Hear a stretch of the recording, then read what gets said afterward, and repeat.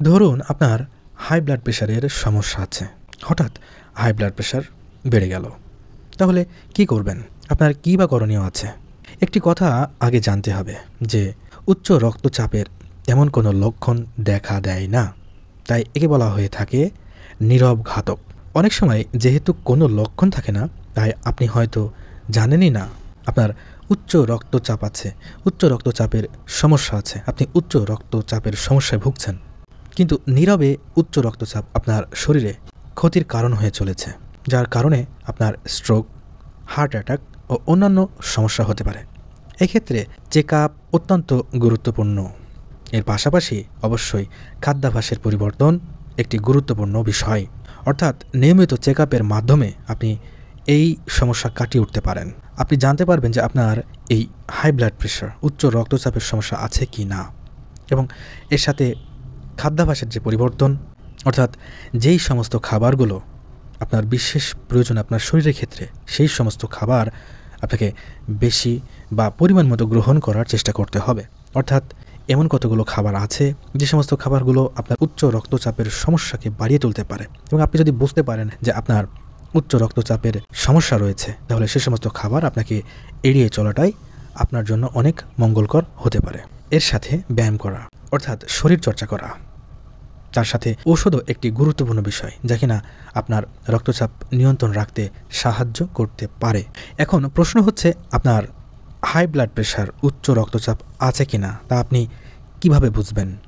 সহজ ভাষায় একটি কথা, সেটি হচ্ছে আপনার রক্তচাপ পরীক্ষা করা।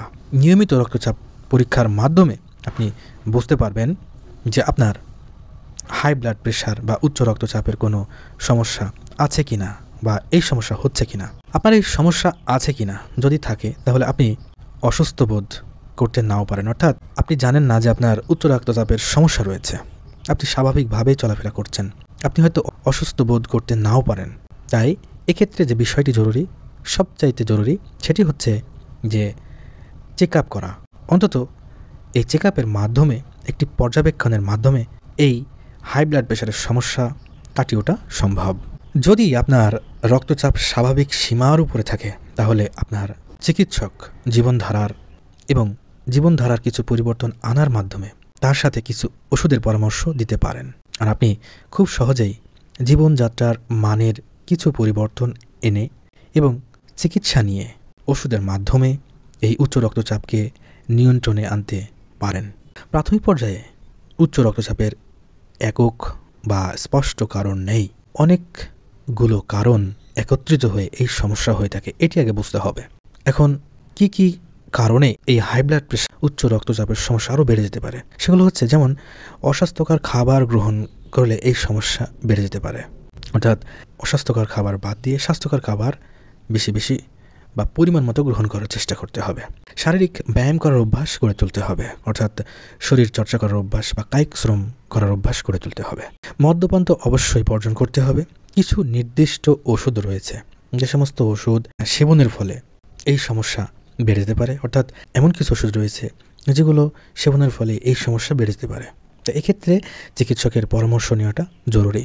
রোগব্যাধির ভেতরে বলতে গেলে, যেমন দীর্ঘস্থায়ী কিডনি রোগ, স্লিপ অ্যাপনিয়া। আপনার যদি স্লিপ অ্যাপনিয়ার কোনো সমস্যা থেকে থাকে, তাহলে এই সমস্যা হতে পারে। একটি স্বাস্থ্যকর ওজন বজায় রাখা বুদ্ধিমানের কাজ। স্বাস্থ্যকর খাবার খাওয়া, লবণ খাওয়ার প্রবণতা কমিয়ে আনা বা লবণযুক্ত খাবার গ্রহণের প্রবণতা সীমিত করা। এখন যে সমস্ত খাবার গ্রহণ করা উচিত, তার ভেতরে বলতে গেলে শাকসবজি, ফলমূল, গোটা শস্য, কম চর্বিযুক্ত খাবার, পটাশিয়াম সমৃদ্ধ খাবার গ্রহণ করতে হবে। এরপরে শারীরিক ব্যায়াম একটি গুরুত্বপূর্ণ বিষয়, যা শরীরকে সুস্থ রাখার ক্ষেত্রে শরীর চর্চা করা একটি গুরুত্বপূর্ণ বিষয়। অলসতা জীবনযাপন না করে একটু হাঁটাচলা করা, শারীরিক ব্যায়াম করার অভ্যাস গড়ে তোলা অনেক উপকারী হতে পারে।